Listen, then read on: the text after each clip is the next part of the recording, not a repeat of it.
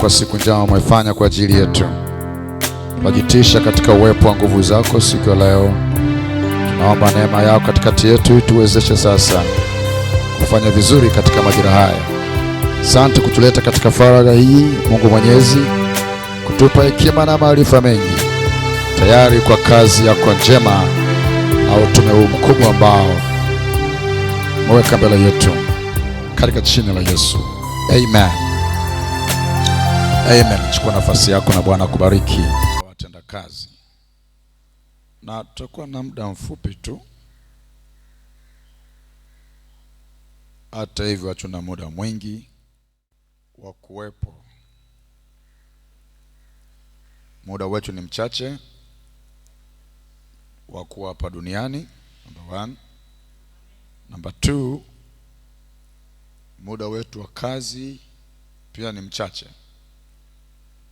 Ni muhimu kutambua hiyo ili kuwa na bidii nyingi. Na wakati huo ripoti itatakwa mikononi mwetu. Muda wetu ni mchache wa kuishi, wa kazi ni mchache. Na wakati huo ripoti itatakwa ya kazi. Ni muhimu kutambua na kuelewa mambo haya. Itakuwa ni ajabu sana tusipotambua. Watu wa Mungu, kanisa, mtumishi wa Bwana, itakuwa ni jambo la ajabu sana. Ajabu hii haitakuwa duniani. Yaani duniani hautaona ajabu yote, wala haitashangaa dunia, wala watu watashangaa pia. Lakini mshangao mkubwa sana katika ulimwengu wa roho. Ufalme wetu ukitushangaa sana. Ulimwengu wa roho wote kwa ujumla ukitushangaa mno na kutuona ni viumbe wa moja wa ajabu duniani ambao ni wa aina yake kuishi.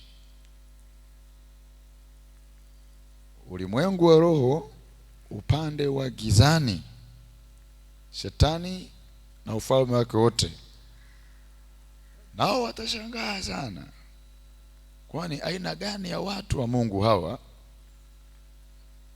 wanaojielewa huku duniani? Kwa nini hawatambui na hawako ifaavyo wao kuwa? Kwa sababu sisi katika ufalme wetu, yani Shetani katika ufalme wake wangezungumza, na hili jambo sio siri, hata wao pia wanaelewa. Wanaelewaje? Wanatambua nini? Wanasoma wapi? Mambo kama haya, kama ingekuwa ni hoja kati yako na Shetani, akikushangaa na kukwambia hii mambo haiko hivyo, hata si kwetu haiko hivyo, kwa nini hamtambui haya mambo? Na kwa nini mnakuwa hivyo? Wakakupeleka kitabu cha Ufunuo. Njoo kitabu cha Ufunuo. Kitabu cha Ufunuo sura ya 12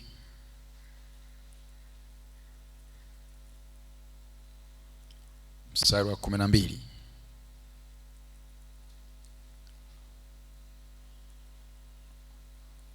Angalia vizuri pale.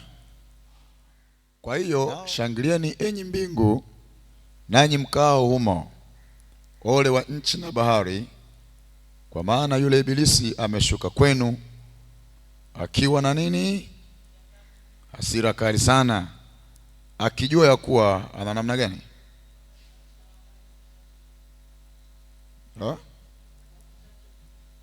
Ana wakati mchache tu. Hajui ama anajua? Hajui ama anajua? Maandiko yanasemaje? Akijua. Je, wewe unajua? Hapo ndio tungeshangaliwa sana. Kwa nini unaona kwamba nitafanya kesho? Kwa nini unaweza kwamba nitahubiri kesho? Leo ngoja nilale usingizi. Nitatoa kesho, leo sitoi. nitaenda ibada kesho. Leo kwa nini unaona kama bado una muda zaidi? Why do you think like that? Kwa nini unajua tofauti na ulimwengu wa roho unavyojua? Wewe una miaka mingi na miaka imewekwa, kanisa litachukuliwa ghafla, halafu shetani ataachiwa uhuru zaidi wa kufanya kazi.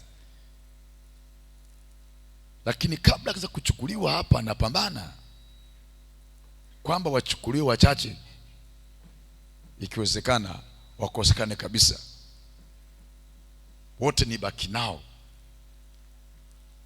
Kipindi cha neema hiki wasipatikane kabisa, ni baki nao wote. Labda kipindi kile cha kujiokoa kwa damu, kwa mateso makali, namtaka Yesu au umtaki?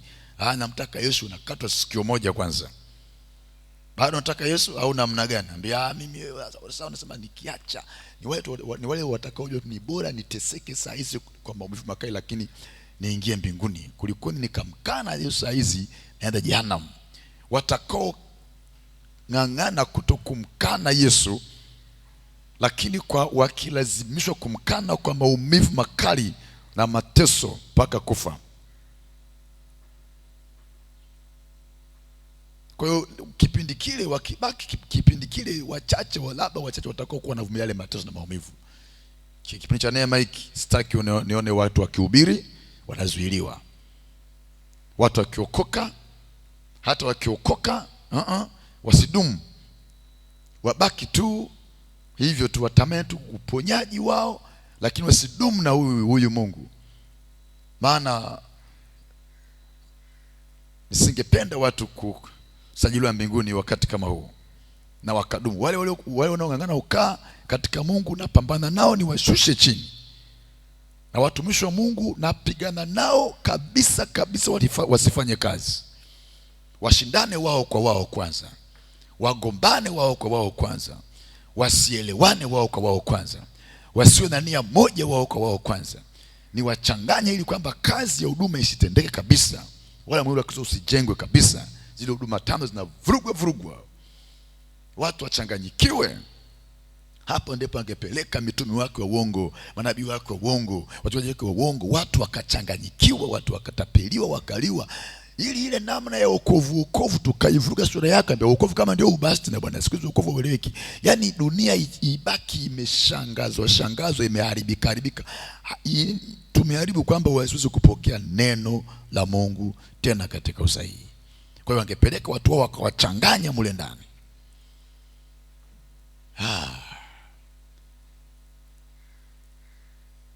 Muda mchache. So ingekuwa mshangao, kwa nini hawa hawatambui? Kwa nini hawa wanaahirisha mambo ya kazi wakijua wanao muda? Ambia kesho siipo. Katika ulimwengu wa roho hautambui hivyo.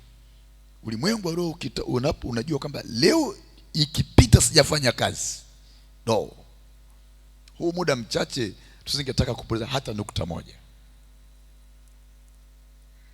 Akijua kwamba ana muda chache. Watu wa Mungu tupo?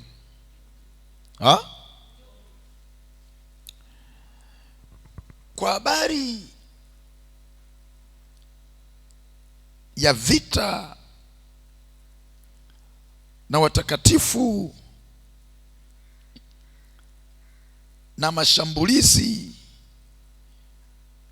alionayo, ukisoma mstari ule wa 10, kwanza pale 9,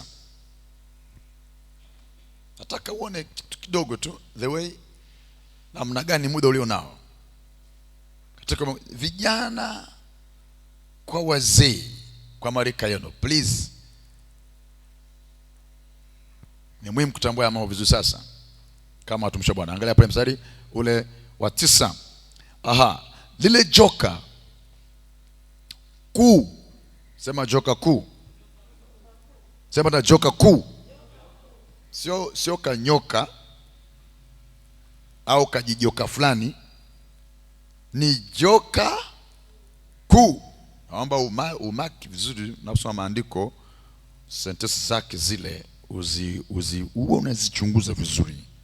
Kwa nini zimeandikwa hivyo zilivyoandikwa? Yule joka kuu, tena lile joka kuu likatupwa yule nyoka wa zamani aitwaye Ibilisi na Shetani. Huyu ndio yule mkuu wa giza, master of darkness, mwenyewe audanganyaye ulimwengu wote. Akatupwa, hata nchi na malaika wake wakatupwa pamoja naye.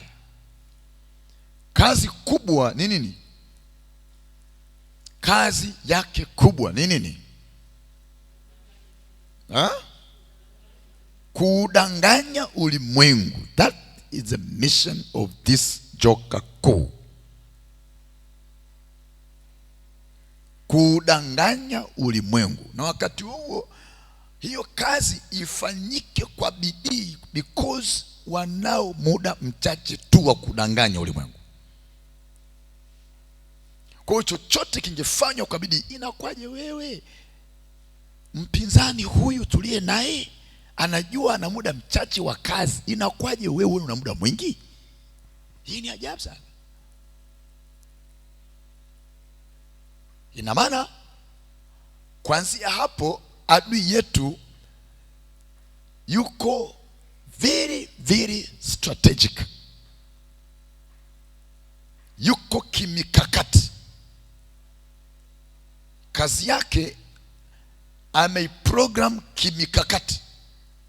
Ni watu wa Mungu leo, unakuta watu wa Mungu leo wako busy sana kuliko. Hii ni dhambi kubwa sana. Mwambiane vizuri, msichekeane kule majumbani mwenu.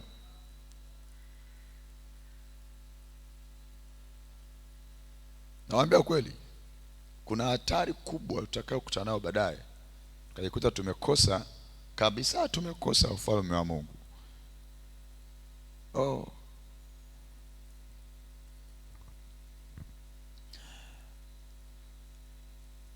Sasa unaweza kumwona huyu joka Shetani, huyu mkuu wa giza, huyu yuko very strategic. Kazi yake ni kudanganya ulimwengu wote. Anahakisha kwamba ulimwengu umedanganyika. Kudanganyika maana yake umepotoshwa kinyume na Mungu. Ulikuwa ufike hapa, uamini hapa kweli, ukapotoshwa. Sasa namna ya kudanganya ulimwengu, namna ya kupotosha ulimwengu, ujue kwamba ni yenyewe, kumbe sio yenyewe, ndio kukuletea dini nyingi, watumishi wengi, feki nyingi. Ni namna ya kwa hiyo yuko very strategic. Nifanye nini, nimpelekee nini ili tu nimdanganye? Nimpelekee kitu kinachofanana, nipeleke watumishi wanaofanana, nipeleke maneno yanayofanana kwa hila, na mimi mwenyewe nijifanye kama malaika wa nuru, si ndivyo? Maandiko yanasema hivyo kwamba hujifanya. Hatustaajabu, msishangae, msistaajabu, kwa kuwa Shetani mwenyewe hujigeuza akajifanya kuwa malaika wa nuru. Lengo tu ni wapige changala macho hawa walioko nuruni, waamini. Yote ni kuwapotosha, kuwa divert porini na kuwakosesha mahali pa sawa. Hii ni mikakati. Kwa kama akijua na muda mchache adui yetu, meaning atakuwa akifanya kazi kimikakati ili nitimilize lengo. Muda wangu ni mdogo, nifanyeje nikamilishe hii mission yangu? So asinge kuwa mzembe na muda na wakati. Najua huu ndio wakati niliopewa, tena akijua ni mchache tu, very short time, hana muda mwingi. Sasa anajua mission yake ya kufanya. Tukija huku kwa hawa wanao compete nao, hawa wanaoshindana nao, kanisa. Sasa kanisa ndio mpinzani mkubwa, ndio adui yake mkubwa kanisa. yeye haoni kama muda ni mchache wa kufanya kazi yake, wa kumshinda adui yake. Kama na muda mwingi tu, kesho pia ipo, nitahubiri kesho, nitatoa kesho, nitamtumikia Mungu kesho, nitafanya hiki kesho, hapa leo hii mambo ni mengi, so kesho ipo, kesho ipo. So sijui kama wao watakuwa ni watu wenye akili, eti watakuwa watu wenye akili au kweli? Ndio. Mimi wasingoje mtu mmoja kuniambia una akili ama una akili. Ni makosa. Naweza kujua mimi hapa nimefanya kwa akili ama nimefanya kwa ujinga. So ninaweza kujiambia mwenyewe hapa, bwana, hii si akili, huu ni ujinga ninaofanya, ni upumbavu, ni utovu wa nidhamu kwa mheshimiwa na kwa mkuu. Hii sio sawa. Nani akwambia sio sawa? Umepewa kujua sio sawa, umepewa kujua jema na baya. Kwa ile si kweli? Kwa nini usijue baya likitokea ambao ngoja mtu afanye kwamba baya ile hapa? Ajuaye kutenda mema asifanye, kwake ni dhambi. So you know to do good, unajua kufanya vizuri. Why don't you do good? Why don't we do good? Kwa nini tufanye vizuri? Kama mtumishi wa Mungu, kwa nini sifanye vizuri? Kwa nini sifanye vitu vilivyonyooka? Kwa nini nakuwa mtu wa sasa? Why? Najua wajibu wa kufanya. Kwa nini ngoje pende kusukumwa, kulazimishwa na nini? Na leo hii sasa, okay, walio karibu na wewe watakwambia, mbona wewe ibadani, mbona ufanye hivi? Hutamwona malaika kija kukwambia fanya hivyo. Anakaa kimya. Kwa nini? Kwa sababu unajua. Kwa hiyo sina haja kushughulika mtu ambaye anajua. Malaika watakaa kimya katika ujinga wetu. Nendeni. Hawana muda wa kukusukuma. Yesu wala ana muda wa kusukuma. Maadamu nilishakuja kwenu nikaweka wazi nikasema mimi ndiye, umekosa kuniamini, tutaonana. Nimekuambia uniamini because I know you know. Nimekuumba katika akili, katika mawazo ya kuelewa, kujua jema na baya. Unajua dhambi, unajua hiki na kile. Sasa ni wewe mwenyewe kujichunga. By the way, jirinde mwenyewe, mwovu asikuguse. Kwa mbingu zimekaa kimya, haisemi na wewe tena. Zikwambie nenda ibadani. Ni wewe unaamua kwenda ibadani ama usende, si ndivyo? Wewe unaamua kusoma neno la Mungu usome, wewe unaamua kuomba ama usombe. Wewe unaamua kumtumikia Mungu au usimtumikie Mungu. Huwezi kuona malaika na kulazimisha. Nitakuwa kama mimi kukufundisha, kukuhimiza.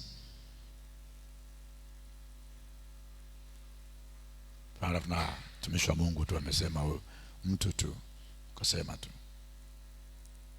Jirani yako atakuhimiza, unaweza usimuelewe pia. Niache na mambo yangu. Malaika amekaa kimya. Yesu yuko busy kushuka na watu wanaoenda katika mwendo wake. Hello? Kwa hiyo ni muhimu kujiongoza, kujiingiza mwenyewe katika kweli ambayo umeshaifahamu. Amen. So kwa nini sisi, kwa nini kanisa, kwa nini wewe hujui kwamba muda ni mchache? Ulimwengu wa roho unashangaa kuona hai mijitu duniani huku, mijitu ya Mungu haijui kwamba muda ni mchache. Ni kituko. Kituko. Ulimwengu wa roho ungetuona. Sasa unashangaa kwamba hivi hawa ni watu wenye akili duniani. Mimi Mungu nachungulia duniani na kama yuko mtu mwenye akili, lakini kiangalia hivi naona kama hakuna akili kabisa. Wanaona kwamba bado wana muda mchache. Shetani anawashinda, yeye anajua na muda mchache. Wao wanaona kwamba wana muda mwingi tu. Hawaoni kwamba wana muda mchache uliobaki, wanaomba na muda tu, kesho ipo, hatumiki. Hawako kimkakati. Randomly tu, hivi vile, sawa hivyo sawa tu, vikija hivyo sawa tu. Yaani tuko tu vurugu. Hatuna mpangilio, hatuna ile strategic plan. Tukijua tuna muda mfupi tunafanyeje? Hata waningesema nao bado hawaelewi. Watu kama hao, najua ilifika Mungu akasema, bwana nyinyi watu wa shingo ngumu, na waacha sieni na ninyi Tena kwa nini mmetaka niwe kwenu, lakini nikiwa kwenu ninyi hamsikii? Ndio vile atasema tena na tena, tena na tena, watu wako vile. Sasa anaongea na sanamu. Mungu anaongea na sanamu. Ndio ukaidi. Andiko yameeleza vizuri kwa habari ya ukaidi, kutokutii, kama ukafiri na vinyago, kama dhambi ya uchawi. Maeleza. Kwa hiyo unaongea na vinyago, unaongea na sanamu ambazo zile, kwa sababu wako vile vile. Hata ningesema tena wako vile vile. Sasa sidhani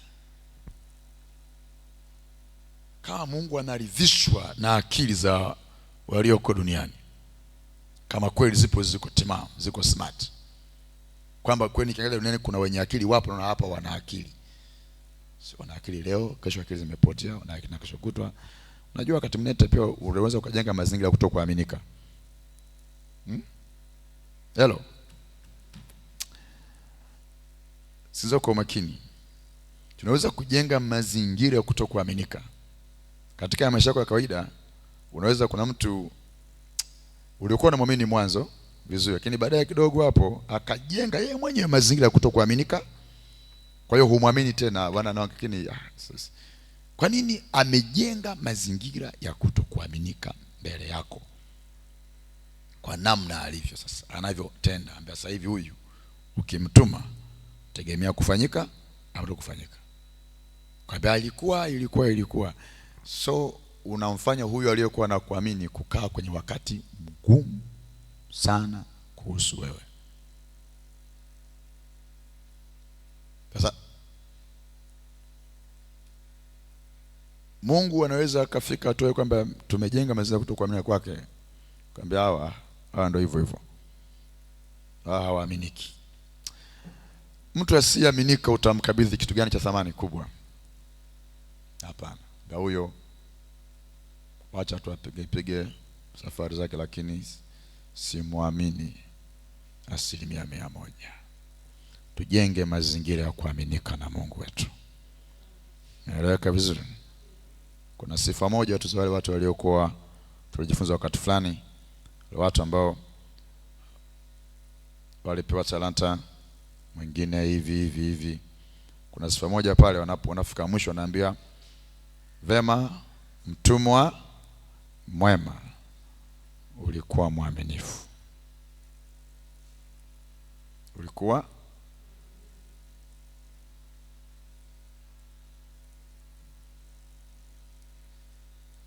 mwaminifu.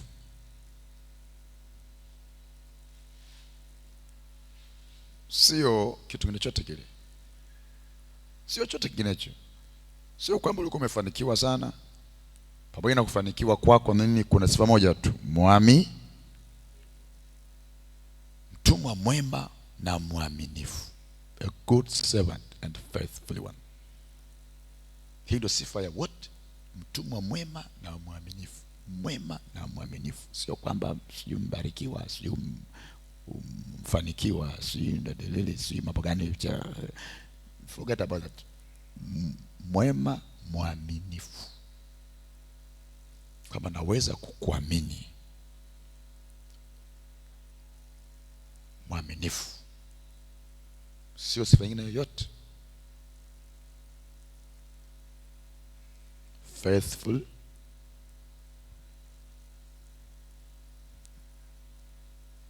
Hapo muhimu. Ulikuwa maskini, mwaminifu. Ulikuwa mkubwa, mwaminifu. Mdogo, mwaminifu.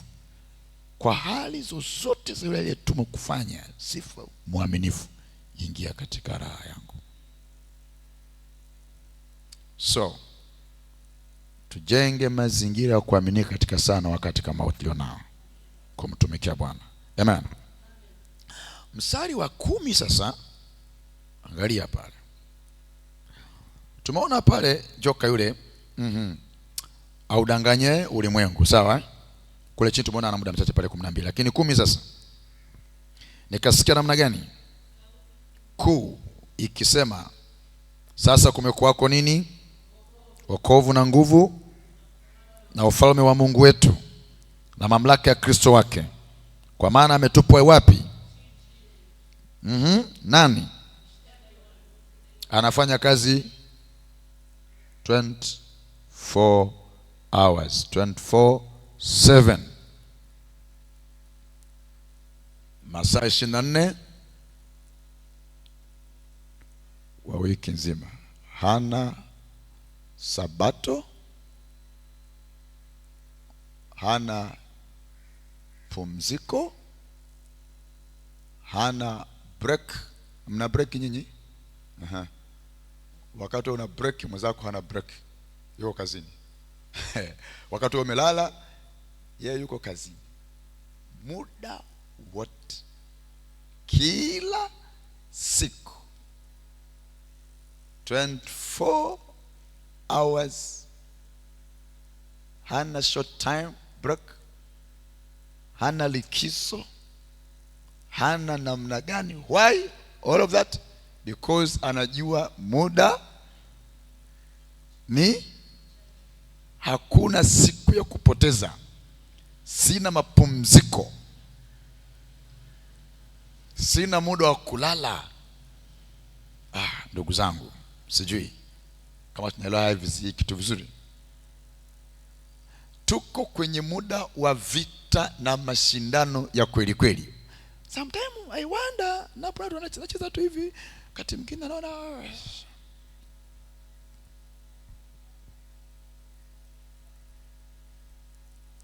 muda wa Mungu tunaompa mdogo sana kwa wiki, kwa siku. Sometimes no time to God. Lakini kwenye siku zetu, kwenye kazi zetu, usiku na mchana, mpaka unakosa kulala usingizi, niko mbio. Nini? Kazi haijaisha. Hii kukicha asubuhi, unakosa usingizi, kazi. La huku umekaa hivi, vimekaa hivi. Yaani wewe kichwa chako kimejaa, kiko full. Lakini to God few kabisa, muda mdogo kwa Mungu na mambo ya Mungu, utumishi wa Mungu na kichote cha kimungu kingefanywa si katika umakini mkubwa sana, because na by time to do that. Tunajaribu kutafuta muda wa kuungaunga pale tufanye hayo mambo ya Mungu.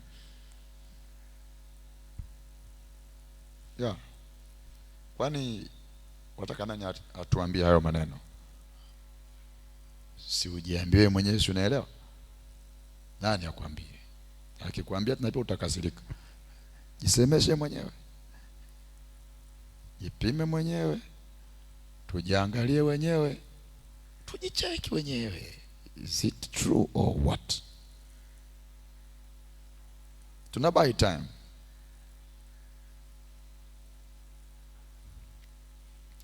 Adui yetu, maandiko yanasema, awashtakie ndugu zetu usiku na. Hapa ni mbingu zinasema, nikasikia sauti ya mbinguni inasema, meaning ile kampani yetu mbinguni. Tuliona kitabu kile cha Waebrania, mmeufikia mlima Sayuni, mji wa Mungu, sio? Pamoja na malaika namna gani watakatifu, ndio tunajua watu mlitusema pale. Kampani ile kule mbinguni. Malaika, unnumbered angels, malaika wasio na hesabu, lakini pamoja na watakatifu ambao majina yao yameandikwa mbinguni. Hii ni kampani tulio pamoja nayo. Tumefika hapo. Huko mbinguni sauti ikasikika, ndugu zetu huko duniani, lakini ole wa nchi na habari, maana ametupwa mshtaki, huyo ni mshtaki anayewashtaki wateule wake Mungu Mwenyezi. Kwa hiyo wewe, mimi na wewe leo duniani, watakatifu wa Mungu, watumishi wa Bwana, tunafuatiliwa usiku na yakitafutwa makosa tushtakiwe mbele za Baba, kama ilivyokuwa kwa Joshua, kitabu cha Zekaria sura ya 3. Nikaona Joshua mbele za Bwana, malaika Bwana amesema hukumu, na shetani amesimama mkono wake wa kuume wa Joshua akimshtaki. Nini? Joshua amekosea, anaonekana amechafuka tayari duniani huko. Ndio hafai 24 hours 7 day. Anawashtaki, tunashtakiwa. Kama mimi nimeshaambiwa kwa Bwana, wewe unasakwa kwa tuma mbalimbali, upeleke kortini, aisee utajihami. Kwamba kama kuna watu wanakutaka wakutengenezea skendo utaenda utakuwa mjinga? Hapana. Kuna watu wananitafuta kunitengenezea skendo, si tu skendo, waniingize kwenye mtego, waniingize kwenye dhambi. Kwa natafutiwa, na kama itakosekana litatengenezwa jambo. Sasa kwa Mungu wetu, Mungu ni Mungu mwenye haki, hatupeleki vitu vya ajabu kule. Kwa hiyo anajua ni mwenye haki, kwa hiyo lazima tumtafutie kisa cha ukweli, tumtengenezee mtego. Akule bwana, hapa ni kweli, ni kweli, usiku na mchana. Unajua kwa namna hii hakuna mashtaka. Jamani, mnajua mashtaka kushtakiwa, mnajua kesi. Kama ni kesi na kutengenezea kesi, hakuna kesi itakayoendeshwa kijinga. Kesi kama ni mashtaka, kama ni makosa, yatatengenezwa kwa ufundi. Unashtakiwa kwa kosa moja, mbili, tatu. Tunajua haya tunayomshtaki nayo tuna ushahidi wetu wa uongo ama wa ukweli. Tuna vipengele ambavyo tumevitengeneza vya kumkandamiza huyu jambo la uongo lio la kweli. Wakati washakuchunguza, unaingia saa ngapi nyumbani? Siku fulani ulikuwa upo nyumbani. Kweli sikwambia ni wewe upo nyumbani ndio. Watakuchunguzia mpaka mambo ambayo sasa siku ile sisi tulikuwa tuko hivi na unachunguzwa sana, unatafutwa sana. Shetani angepekua mafaili ya maneno yetu na matendo yetu sana. Hata kuna hapa nimekosa hapa, anakuchukulia la zamani. Naambia hapa ilikuwa zamani, nilikuwa nishasamehewa na Bwana Yesu ili alipo kwenye kusasa hizi. Anakubandika pale. Kwa hakuna mashtaka yasiyoendeshwa kwa elimu kubwa na ujanja, yawe ya uongo ama ya kweli. Kwa hiyo kama anatushtaki usiku na mchana, manake tunatafutwa, tunasakwa, tunawindwa, tunapelelezwa, tunafuatiliwa ili kukutikane makosa fulani, yatunyime haki fulani. Ana kazi ya kushtaki ndugu zetu watakatifu walioko duniani, ndio ndugu zao hawa walioko huko, ambayo ndio wewe leo duniani hapa. Kwa mission number 1 kudanganya ulimwengu wote, lakini number 2 peleka mashtaka, kuingiza kwenye makosa. Hapa ndipo unapaswa kujilinda. Sasa unatembea sasa, unafikiri kwamba na anajua muda ni mchache. Utaishi leo utakaa mimi nipo tu, haleluya haleluya. Vipi huyu? Hamna kitu hapo. Haleluya tu vipi? Hiyo nakupeleka hapo. Siko naongea na watu naelewa vizuri hapa. Sasa ulimwengu leo unauonaje? Ibilisi unamuonaje? Unajua kazi zake? Unajua bidii nayo? Mashtaka haya na tu sisi. Kwa hiyo fanya kosa basi. Kwa hiyo maana yake wako makini kukumulika. Hakuna kosa utakao likosa hapa, tumepitiwa. I say. Kwa hiyo ni mtaji mkubwa makosa yetu. Kwa hiyo hakuna kosa litakalotendwa likapita bila ya kuonekana na ulimwengu wa giza, kwa sababu unatuchunga, unakesha. Ulimwengu wa giza unakesha, mapepo yanakesha kukuona ulala wapi. Wanaweza wasijue, wengine wote hawatajua, utawadanganya tu, lakini sio ulimwengu wa roho. Sababu wako kwani hamjajua. Kwa hiyo mnafundisha mambo haya leo kama yatawafaa. Kuna mahali nitakwenda, lakini sijui mambo haya. Hizi faraga Mungu ametupea neema sana. Sasa natamani kufanya vitu.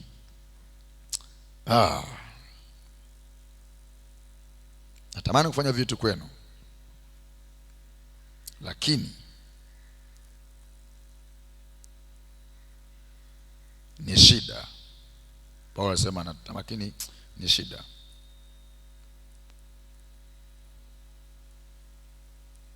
Natamani to to teach you. But Waebrania 12, hebu angalia hapa sura ya kwanza ndio utajua kitu fulani. Imesema hakuna kosa linapita utakalofanya wewe bila ya kuonwa na ulimwengu wa roho. Mbingu zitaona, si ndivyo? Ndio rekodi zinarekodiwa. Kila tendo halipiti bila kuonwa katika ulimwengu wa roho, wewe wa nuru ama wa gizani. Kila kosa. Waebrania 12:1 umeshaleta hapo. Angalia. Wala basi namna gani? Kwa kuwa tunazungukwa nini? Na wingu kubwa la namna gani? Wa namna hii. Hawa ni mashahidi kushuhudia nini? Kuzunguka wewe. Wanashuhudia nini? Hawa mashahidi watoka wapi? Ni binadamu, ni watu, ni nini, malaika, ni nini? Tujua mwenyewe, lakini wingu liko hapo. Maana inasema wingu kubwa. Very big cloud. Wingu kubwa. La mashahidi. Na tuweke nini? Tuweke wapi? Tuweke kando kila mzigo mzito na nini?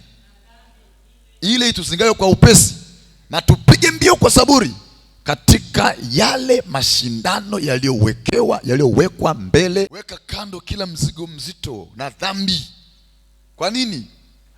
Tuna vita. I wish nyinyi watakatifu wa Mungu, nyinyi kanisa la Bwana mpo, lakini tumekuwa wazembe sana kwa kweli. Tujihukumu wenyewe. Wazembe sana sisi hapa. Nakwambia kweli, mimi wala sipendi yani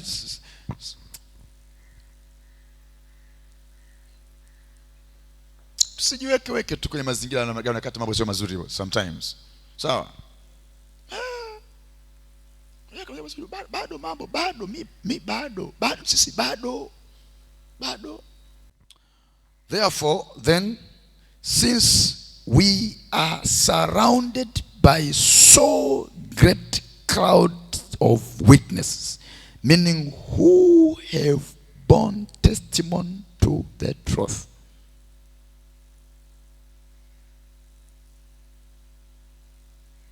Tuna kundi la mashahidi wema. Najua katika kesi kuna pande hizi za mshtakiwa na mshtaki. Kama ni mashahidi waje wa mshtakiwa, waje wa mshtaki. Sawa? Kwa hiyo tuna pande mbili za mashahidi watakao simama na mshtakiwa kwamba hayo mambo sio kweli, kwa sababu ukweli ni huu. Wasimame wengine kwa upande wa mshtaki kwamba ni kweli, halafu tuone ushahidi wenu unaendaje kuthibitisha hizo tuhuma. Sasa hapa kuna makundi mawili ya mashahidi. Kundi la upande wa nuru kukushuhudia wewe ukweli kwamba hii mambo haiko vile. Na hapo ndipo unaweza kujua kwamba mbinguni kuna record, kila mmoja akahukumiwa sawa sawa na nini? Na matendo yake yaliyoandikwa humo. Ndio maana nasema yaliyoandikwa humo.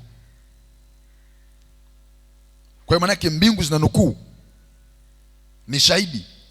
Kwa hiyo kuna upande wa nuru ni mashahidi. Kwa hiyo wao vue ambao kitabu chake ni hiki hapa, na habari zake ni hizi hapa. Lakini kuna upande wa pili wa shetani, nao pia unasimama nao kuangalia. Hapa ameshinda, hawana neno. Kama kuna makosa, shetani atakamata hayo, sawa? Lakini mbingu hazitaandika. Upande wa pili je, hawaandiki nao?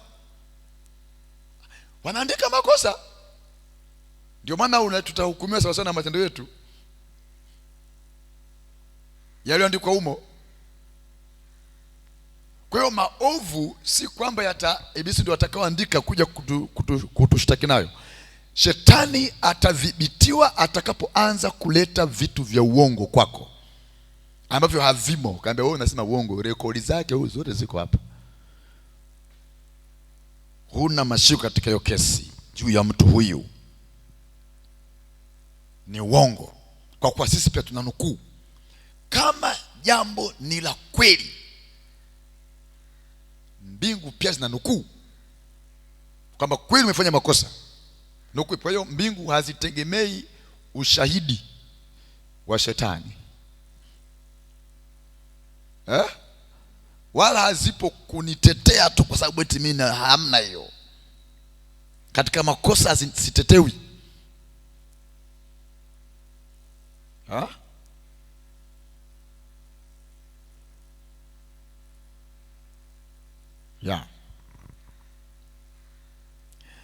Tunapozungumzia habari ya Joshua, kasimama mbele za malaika wa Bwana, mbele za Bwana, alionekana na mavazi machafu. Shetani alisimama pale kupingana naye. Na ni kweli Joshua hana cha kusema chochote, katulia pale. Ana makosa ya kweli, na mbingu zilitambua na makosa ya kweli. Kwa hiyo mbingu kama zimetambua na makosa ya kweli, zinanyamaza kimya. Ni kweli mheshimiwa, unatuhumiwa, una makosa. Kwa sababu hiyo mshtaki wako yuko hapa. Ni kweli anaonekana na makosa. Kesi ikasimama kwa muda, maana lazima angehukumiwa tu. Kesi ikasimamishwa kwa muda. Kwanza apewe nafasi ya kuondoa makosa huyu mtu, ili asinge kwenye hukumu. Ndio pale Bwana na akukemee wewe. Manake kesi inaingiwa na mbingu zenyewe kwa ajili ya kudefend kitu fulani hapa. Lakini mbingu zimenukambia mvueni mavazi machafu, ananuka huyu. Mbingu zinajua kwamba ananuka sasa. Kesi hii hawezi tena. Toba, rekebisha. Nimekupa muda. Vinginevyo hapa haiwezekani. So kesi ikaahirishwa kwa muda ili matengenezo yafanyike. Then ndipo shetani ashindwe. Kwa mbingu zinatambua makosa yetu, nukuu ripoti zetu zipo. Kwa shetani yuko pale kuhakikisha kwamba unafanya makosa na unaingia kwenye hatia. Sasa kwa kuwa tunazungukwa na mashahidi wengi namna hii, wakituangalia mwendo wetu, tunakwendaje, unakimbiaje, unapiga mbio vipi, katika reli ya sawa, au utafanya faulu hapo njiani, utafanya makosa ambayo ukifanya makosa penalty adhabu ikujilie. Sasa weka kando kila mzigo mzito na dhambi inayotuzuia. Na wa 11.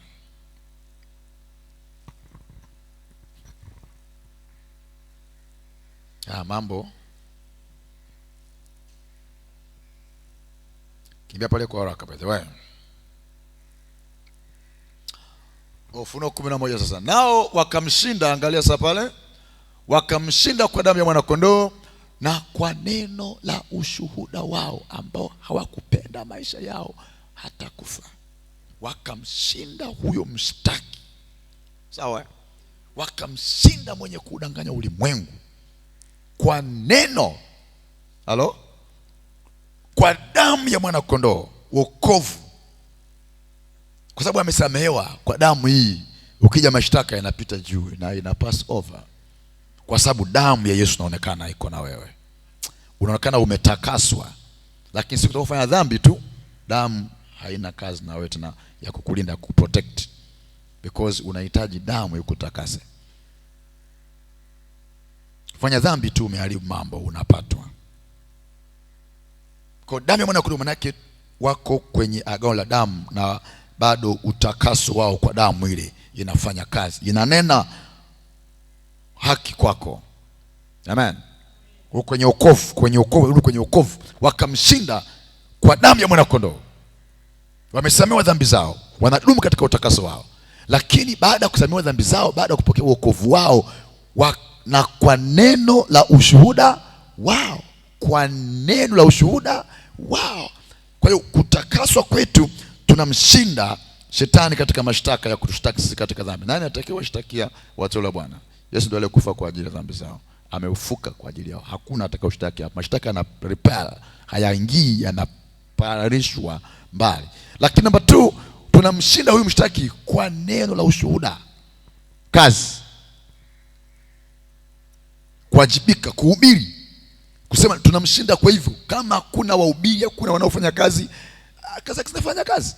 Sababu kama ni hamtafanya kazi, yeye anafanya kazi, si ndio? Kumshinda ibilisi ni kwa binafsi yako mwenyewe, kwenye maisha yako na utakatifu wako. Mishale inayokuja kwako wewe unaishinda, lakini sio kwa wengine. Wengine hawa kazi zao zipo ili umshinde kule, ni wewe ndio neno. Hello, naudia tena. Kwa damu ya mwana kondoo ni wewe mwenyewe binafsi umetakaswa, yaani inaishia kwako. Hata kwa familia yako pale haiwezi kufika, inaishia kwako. Ni ulinzi wako, huwezi kuvamiwa, huwezi kupatwa, huwezi kuingizwa, kwa sababu umesamehewa wewe. Lakini jirani yako pale, kazi ya ibilisi itaendelea kufanya pale kazi. Baba yako, mama, nini ambaye bado kazi ya ibilisi ziko pale kwake. Sasa utamshindaje kule? Maana ni wewe umshinde kule. Tunamshinda shetani kwenye mazingira yetu yenyewe ya kuja kutuattack, lakini hapo tunamshinda shetani kazini, tunazivunja kazi zake. Sawa? Kwa hiyo kule kuna miradi yake, kuna missions zake kule, kuna mambo mabaya anayofanya kule. Tuende tukamshinde huko, tukazivunje kazi zake, tukamshinde kutesa watu, tukamshinde katika hali ya kuonea watu kule, tunapeleka ushindi kwa hawa watu. Lakini tukizishinda kazi alijenga, sisi tunabomoa. Alisema sisi tunafuta. Tunamshinda kazini kwa neno la ushuhuda. Tunapohubiri, tunapoambia watu wengine, tunapowafungua watu wengine, maana tunamshinda shetani. Milaka nzuri. Katika namna ya kazini, katika kazi tunamshinda. Yeye yuko kazini na sisi tuko kazini. Au vipi? Yeye anaua watu, sisi tunafua watu. Yeye anafanya watu dhambi, sisi tunaokoa watu kwenye mikono yake. Tunamshinda kule. Kwa hiyo kuna mashindano nje na mimi kwa ajili ya kazi yake kule. Tumshinde kule. Anakimbia, sisi tunamkimbiza. Anataka kujenga hapo, tunamwambia hapa ujenge, tunamfukuza. Huo ni ushindi. Tusipofanya kule, maana yake hata kule atakuwa anafanya kazi, hatujamshinda bado. Kwamba ile ya damu ya mwanao ni ya mimi mwenyewe, ya binafsi, ya kwangu mimi, ya kushinda ibilisi mimi kwa damu ya mwanao ni mimi mwenyewe. Nimeokombolewa, hanipati, hanipigi, nimemshinda shetani hapa. Hii ni A. B, kazi zake zipo. Je, unafurahia kuziona kazi zake zikiwepo? Hapana, sifurahi. Unafurahia kuna watu wakiula? Hapana, sifurahi. Naenda kumshinda kule. Nakwenda kumnyang'anya himaya kule. Nakwenda kumnyang'anya watu kule. Hapa ndipo nitazivamia mahakama zake, nitavamia machinjio zake, nitavamia jela zake, nitavamia mapango yake, nitakwenda kumshinda kwa Amerika, walinzi wake, nitakwenda kumpiga kule, ni wanyang'anye wale katika mashimo yake. Wale kwenye kambi za utumwa nitaingia kule, nitampiga kule, nitamnyang'anya, nitatoka na mateka kule. Nimemshinda. Imeleka vizuri? That's all. Hii yote inaleta na Yesu Kristo. Yesu mwenyewe shetani hakumweza, lakini bado alikwenda akamponda kichwa, akamnyang'anya funguo, akateka mateka. The same way to you and to me.